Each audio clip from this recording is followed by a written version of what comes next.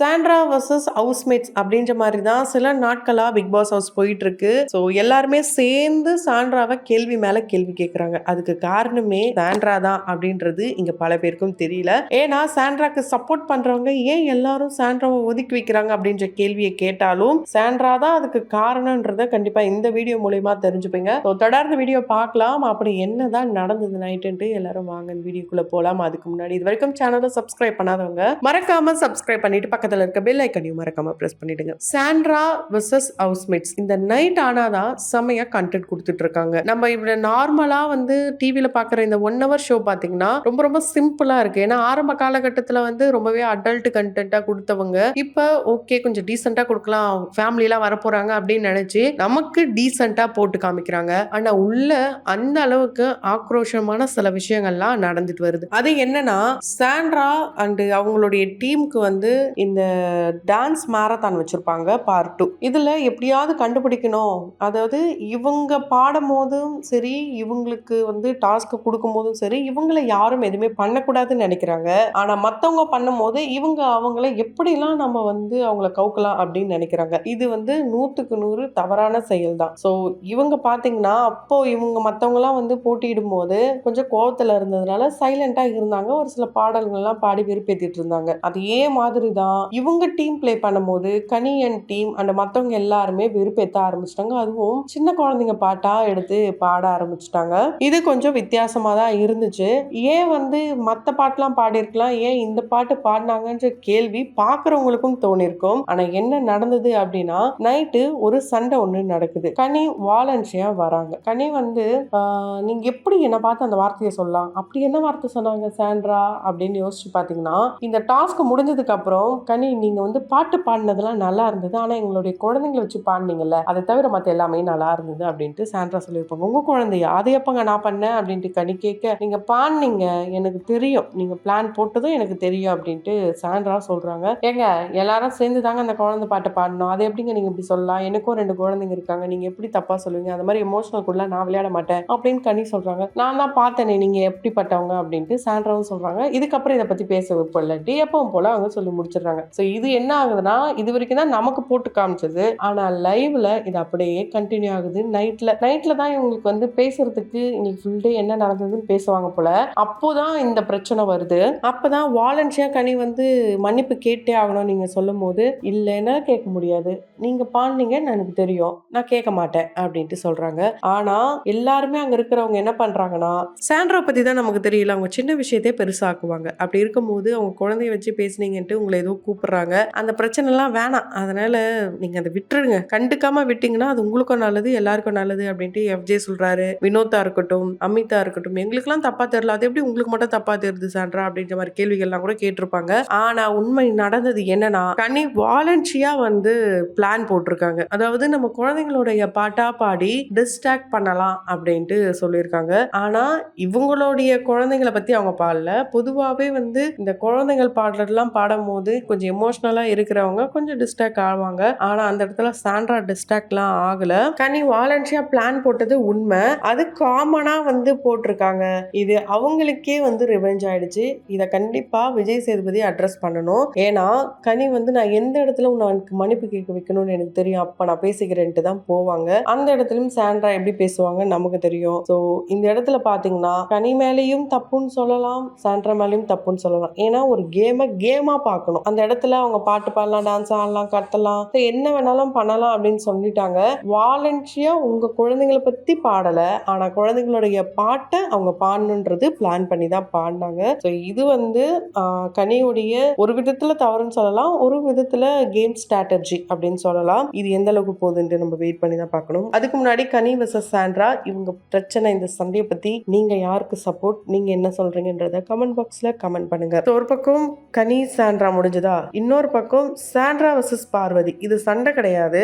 ஆரம்பத்துல நீ உள்ள வந்த பத்தியா வயல் கார்டுல, அப்ப என்னை பத்தி ஒண்ணு சொன்னி என்னையும் கம்மும் வச்சு, அது என்னதான் பிரச்சனை, என்ன நடந்தது இப்ப எனக்கு சொல்லு, நான் கேட்கணும்னு நினைக்கிறேன் அப்படின்ட்டு பார்வதியை வாலண்டியா ஆரம்பிக்கிறாங்க. அதுவா, அது என்னன்னா பாரு, கம்ருதீன், நீ, ஆதிரை, FJ இவங்கெல்லாம் ஆரம்பத்துல அடல்ட் கண்டென்ட்டாவே கொடுத்துட்டு இருந்தீங்க. அதெல்லாம் பார்க்கும் போது டிவியில ஆஃப் பண்ணிட்டு போயிடலாம் போல இருக்கு, அந்த மாதிரி தான் இருந்துச்சு. ஆனா இப்ப பரவாயில்ல, உன்னால அடல்ட் கண்டென்ட் கொடுக்காமலையோ அதுக்கப்புறம் ஆகட்டும், லவ் கன்டென்ட் எல்லாமலும் நல்லா ப்ளே பண்ணுவ. அத நீ பண்ணு.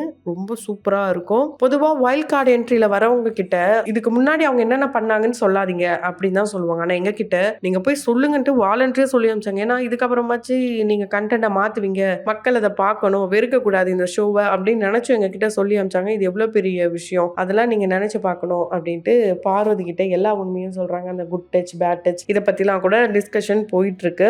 எதுக்கு பார்வதி இப்ப இப்படி மாறினாங்க அப்படின்னா, இப்போ நம்மளுக்கு முன்னாடி தெரியும் ஃப்ரீஸ் டாஸ்க்ல யாரு வந்து டான்ஸ் மாரத்தான் போட்டியில வந்து வின் பண்றாங்களோ அந்த டீம்ல இருந்து ஒரு ஃபேமிலிக்கு வந்து நைட் ஸ்டே வந்து இருக்கு. அந்த வகையில பார்த்தா ஆதிரி இந்த வரை எவிக்ட் ஆகிறதுக்கான வாய்ப்புகள் 100க்கு 100 இருக்கு. ஸோ பார்வதி இல்ல கனி இவங்க 2 பேருடைய ஃபேமிலியில யாராவது ஒரு ஃபேமிலி வந்து நைட்டு தங்கலாம். இப்படி நம்ம ஃபேமிலி வந்து நைட்டு தங்கினாங்கன்னா அம்மா என்ன நினைக்க போறாங்களோ, இவன் கூட வேற நம்ம இப்படி இருந்துட்டோமே, அம்மா இவனை ஒத்துப்பாங்களா இல்லையா? ஏன்னா ஒரு பக்கம் சத்தியம்லாம் கூட பண்ணியிருக்காரு கம்ருதீன், நம்ம வெளியே போய் கல்யாணம் பண்ணிக்கலாம் அம்மா கிட்ட சொல்லிடு அப்படின்ற மாதிரி சொல்லியிருக்காரு. ஸோ இதை நினைச்சுதான் இவங்க பயப்படுறாங்க. மற்றபடி வந்து ஒருத்தவங்களை தப்பா ப்ரொஜெக்ட் பண்ணணும் அப்படின்றது வந்து நமக்கு எந்த ஒரு இன்டென்ஷனும் கிடையாது. ஏன்னா அவங்களாம் ஒரு ஆர்டிஸ்ட், அவங்களாம் ஒரு செலிபிரிட்டி, அவங்க அவங்களுடைய என்டர்டெயின்மெண்ட்டுக்காக தான் இந்த இடத்துல வந்திருக்காங்க. ஸோ நம்மள என்டர்டெயின்மெண்ட் பண்ணணுன்றதுக்காக தான் இந்த இடத்துல இருக்காங்க. அதனால அவங்களுடைய கேரக்டரை எந்த இடத்துல நம்ம தப்பா பேசக்கூடாது.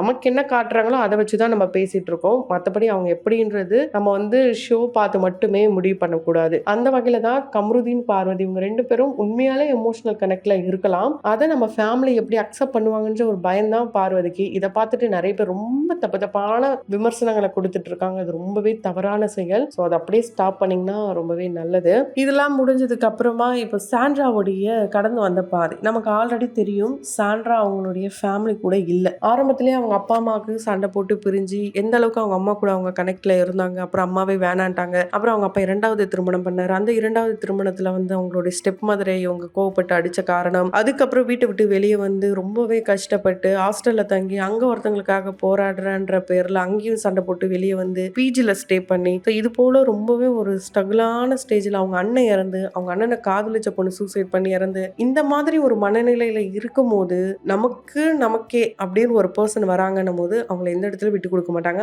அதை தான் எல்லா இடத்துலயும் இவங்க வந்து மென்ஷன் பண்ற வகையில தான் பிரஜனுடைய ஷர்ட்டையே வச்சிருக்காங்க. உண்மையா சொல்ல போனா சாண்ட்ரா பிரஜன் மேல ஒரு உண்மையான காதல் வச்சிருக்காங்க. அதை இவங்க யாருக்கும் ப்ரூவ் பண்ணணும்னு எந்த அவசியமும் கிடையாது. ஆனா அவர் இல்லாம இவங்களால எந்த இடத்துலயுமே இருக்க முடியாது அப்படின்றத வந்து ப்ரூவ் பண்ணிட்டாங்க. ஏன்னா எப்பவுமே அவருடைய ஷர்ட்டை தான் கையில வச்சிருக்காங்க. ஸோ அந்த இடத்துல ஒரு அரவணைக்கிறாங்களே, அந்த பர்சன் நம்மளை விட்டு போயிடுவாங்களோ அப்படின்ற ஒரு பயம் இருக்கும். அந்த பயம் தான் இவங்களுக்கு. ஏன்னா பிரஜனுடைய காதலுக்கு பிரஜனுடைய வீட்டுல மிகப்பெரிய எதிர்ப்பு. அதையும் மீறி தான் இவர் வந்து சிங்கப்பூர்லயே திருமணம் பண்ணி இவங்களை இங்க விட்டுட்டு போயிட்டு அந்த கேப்ல அவருக்கு செகண்ட் மேரேஜ் பண்ணலான்ட்டு பிரஜனுடைய வீட்டுல பிளான் போட்டு டிவோர்ஸ் வாங்கலாம். இந்த மாதிரியான நிறைய விஷயத்துக்குள்ள அவங்கள நுழைச்சு நிறைய சர்ச்சைகள்ல சிக்கி மீண்டு வந்து கெரியர்ல ஸ்டேபிள் ஆகணும், அவருக்கு நம்ம சப்போர்ட்டிவா இருக்கணும், நமக்காக இவர் இவ்வளவு பண்ணியிருக்காரு அப்படின்னு நினைச்சுதான் அவர் கூடவே இவங்க உள்ள வந்தாங்க. ஆனா அவர் வெளியே போயிட்டாரு. அவருடைய ஆட்டத்தையும் நான் ஆடுறேன்னு சொல்லி இப்போ ஒரு விதமான கேம் ஆடிட்டு இருக்காங்க. இது மக்களுக்கு வந்து விருப்பம் இல்லை, உள்ள இருக்கிறவங்களுக்கும் விருப்பம் இல்லை. அவங்களோட கேமை சேஞ்ச் பண்ணணும்னா ஃபர்ஸ்ட் அவங்களுடைய ஃபேமிலியை உள்ள விடலாம். ஸோ பிரஜன் வந்து கொஞ்சம் பேசினார்னா அவங்களுடைய கேம் சேஞ்ச் ரொம்பவே நல்லா இருக்கும். ஏன்னா கண்டிப்பா சாண்ட்ராக்கு வந்து நம்ம ஏன்னா ஆல்ரெடி வந்து சாண்ட்ராவை பார்த்துட்டோம். அவங்க உள்ள என்ட்ரி ஆகும்போது எப்படி அவங்க இருந்தாங்க, எந்த அளவுக்கு ஜாலியா இருந்தாங்க, எந்த இடத்துல கரெக்டா பேசினாங்க, இதெல்லாமே பார்த்தோம். ஸோ அந்த சாண்ட்ராவை எல்லாரும் எதிர்பார்க்கிறாங்க. கண்டிப்பா இந்த ஃப்ரீஸ் டாஸ்க் மூலமா நிறைய ட்விஸ்ட் அண்ட் டர்ன்ஸ் வந்து நம்ம எதிர்பார்க்கலாம். இது எல்லாமே தொடர்ந்து பார்க்கலாம். அதுக்கு முன்னாடி சாண்ட்ரா vs ஹவுஸ்மேட்ஸ் அப்படின்ட்டு அங்கங்க பிரச்சனைகள் நடந்துட்டு இருக்கு. இது எல்லாத்தையும் பத்தி நீங்க என்ன நினைக்கிறீங்க? சாண்ட்ராவுடைய செயல்கள் அண்டு அவங்களுடைய ஒஸ்ட் பிஹேவியர் நிறைய பேர் சொல்றாங்க. இதை பத்தி என்ன நினைக்கிறீங்கன்றத கமெண்ட் பாக்ஸ்ல மறக்காம கமெண்ட் பண்ணுங்க. தொடர்ந்து வீடியோஸ்லாம் பார்க்கணும்னு நினைச்சீங்கன்னா உடனே சேனலை சப்ஸ்கிரைப் பண்ணிட்டு பக்கத்துல இருக்க பெல் ஐக்கானையும் மறக்காம பிரஸ் பண்ணிடுங்க.